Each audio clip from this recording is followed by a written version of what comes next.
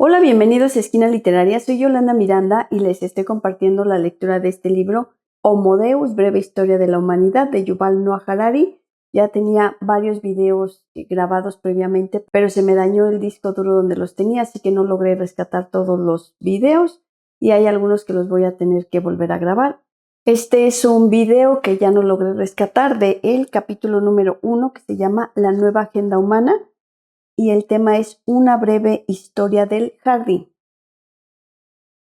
Si la historia no sigue ninguna regla estable y si no podemos predecir su rumbo futuro, ¿por qué estudiarla? A menudo parece que el objetivo principal de la ciencia sea predecir el futuro.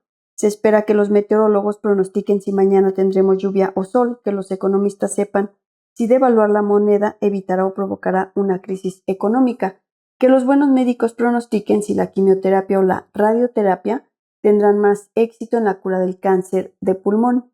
De forma parecida, a los historiadores se les pide que examinen los actos de nuestros antepasados para que podamos repetir sus decisiones sensatas y evitar sus equivocaciones, pero casi nunca funciona de esta manera, por la sencilla razón de que el presente es demasiado diferente del pasado.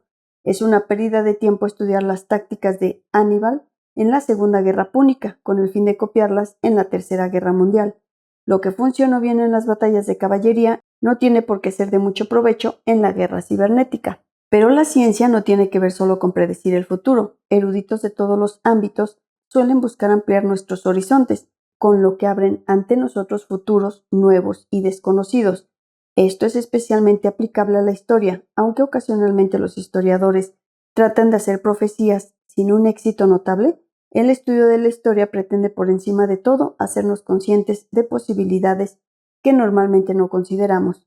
Los historiadores estudian el pasado, no con la finalidad de repetirlo, sino con la de liberarnos del mismo. Todos y cada uno de nosotros hemos nacido en una realidad histórica determinada, regida por normas y valores concretos y gestionada por un sistema económico y político único. Damos esta realidad por sentada y pensamos que es natural, inevitable e inmutable. Olvidamos que nuestro mundo fue creado por una cadena accidental de acontecimientos y que la historia moldeó no solo nuestra tecnología, nuestra política y nuestra sociedad, sino también nuestros pensamientos, temores y sueños. La fría mano del pasado surge de la tumba de nuestros antepasados, nos agarra por el cuello y dirige nuestra mirada hacia un único futuro. Hemos sentido este agarrón desde el momento en que nacimos, de modo que suponemos que es una parte natural e inevitable de lo que somos. Por lo tanto, rara vez intentamos zafarnos e imaginar futuros alternativos. El estudio de la historia pretende aflojar el agarrón del pasado. Nos permite girar nuestra cabeza en una dirección y en otra y empezar a advertir posibilidades que nuestros antepasados no pudieron imaginar o no quisieron que nosotros imagináramos. Al observar la cadena accidental de acontecimientos que nos condujeron hasta aquí, comprendemos cómo adquirieron forma nuestros propios pensamientos y nuestros sueños, y podemos empezar a pensar y a soñar de manera diferente. El estudio de la historia no nos dirá qué elegir, pero al menos nos dará más opciones.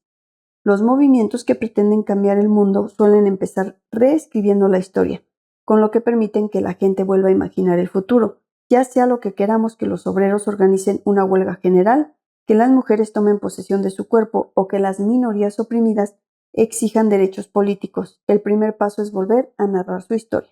La nueva historia explicará que nuestra situación actual no es natural ni eterna.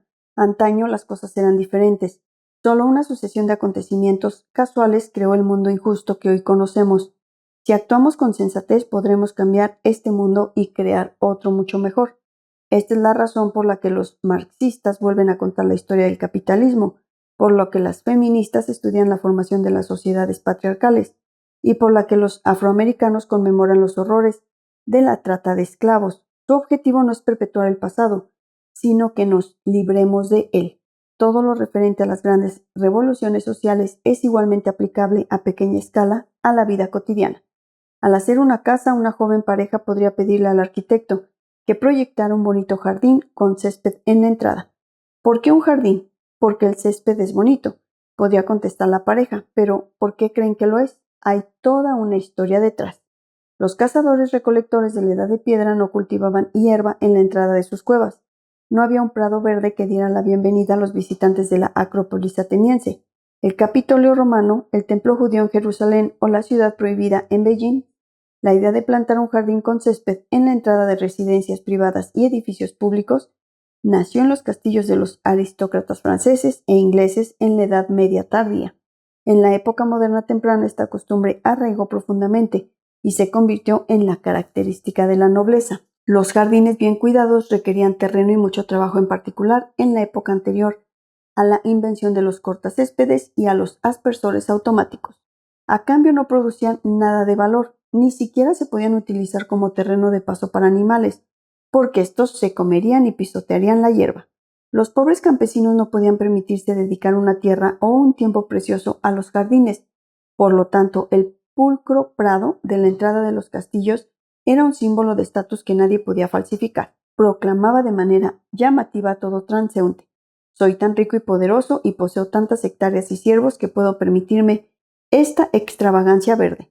Cuanto mayor y más pulcro era el prado, más poderosa era la dinastía. Si uno iba a visitar al duque y su césped no estaba cuidado, sabía que aquel tenía problemas. El valioso jardín era a menudo el marco de celebraciones y acontecimientos sociales importantes, y en todas las demás ocasiones era una zona estrictamente prohibida. Hasta el día de hoy, en innumerables palacios, edificios gubernamentales y lugares públicos, un severo letrero ordena a la gente no pisar el césped. En mi antigua facultad de Oxford, todo el patio interior estaba ocupado por un jardín grande y atractivo, en el que se nos permitía andar o sentarnos únicamente un día al año. Cualquier otro día, pobre del desdichado estudiante cuyo pie profanara el sagrado césped. Palacios reales y castillos ducales convirtieron el jardín en un símbolo de autoridad. Cuando en la época moderna tardía los reyes fueron derrocados y los duques guillotinados, los nuevos presidentes y primeros ministros conservaron los jardines. Parlamentos, cortes supremas, residencias presidenciales y otros edificios públicos proclamaron cada vez con mayor frecuencia su poder por medio de una hilera tras otra de pulcras briznas verdes. Simultáneamente el césped conquistó el mundo de los deportes. Durante miles de años, los humanos habían jugado sobre casi cualquier tipo concebible de terreno, desde el hielo hasta el desierto, pero en los 2 últimos siglos, los juegos realmente importantes como el fútbol y el tenis se han jugado sobre césped. Siempre por descontado que uno tenga dinero. En las favelas del Río de Janeiro, la futura generación de futbolistas brasileños chuta balones improvisados sobre arena y tierra, pero en los barrios opulentos los hijos de los ricos se divierten sobre céspedes cuidados con esmero. Por ello los humanos llegaron a identificar los jardines con el poder político, el nivel social y la opulencia económica. No es, por tanto, sorprendente que en el siglo XIX la burguesía en auge adoptara el jardín con entusiasmo. Al principio solo banqueros, abogados y magnates de la industria podían permitirse tales lujos en sus residencias privadas, pero cuando la revolución industrial amplió la clase media y dio origen al cortacésped y después al aspersor automático, millones de familias pudieron permitirse de pronto un jardín en su casa. En las zonas residenciales norteamericanas, un jardín impecable pasó de ser el lujo de una persona rica a una necesidad de la clase media. Fue entonces cuando un nuevo rito se añadió a la liturgia de las zonas residenciales suburbanas. Después de asistir al oficio religioso en la iglesia, muchas personas se dedicaban devotamente a podar el césped. Al recorrer las calles uno podía determinar de inmediato la riqueza y posesión de cada familia por el tamaño y calidad de su terreno. No hay señal más clara que algo va mal en la casa de los Jones que un césped mal cuidado en el jardín delantero de su casa. El césped es en la actualidad la planta cultivada más extendida en Estados Unidos, después del maíz y del trigo, y la industria del césped, plantas, estiércol, cortacésped, aspersores, jardineros, mueve miles de millones de dólares al año. El jardín no fue una moda exclusiva de Europa y Estados Unidos. Incluso personas que nunca han visitado el Valle del Loira ven a los presidentes norteamericanos pronunciando discursos en el jardín de la Casa Blanca, partidos de fútbol decisivos que se disputan en estadios verdes, y a Homero y a Bart Simpson discutiendo para dirimir a quién le toca podar el césped. En todo el planeta la gente asocia los jardines exuberantes con el poder, el dinero y el prestigio. Por ello se ha extendido globalmente y ahora se dispone a conquistar incluso el corazón del mundo musulmán. El recién construido Museo de Arte Islámico de Qatar está flanqueado por magníficos jardines que evocan mucho más al Versalles de Luis XVI que al Bagdad de Harún al-Rashid. Fueron diseñados y construidos por una compañía estadounidense y sus más de 100,000 metros cuadrados de césped en pleno desierto arábigo requieren una enorme cantidad de agua dulce diaria para mantenerse verdes. Mientras tanto, en las zonas residenciales de Doha y Dubái, las familias de clase media se precian de sus céspedes.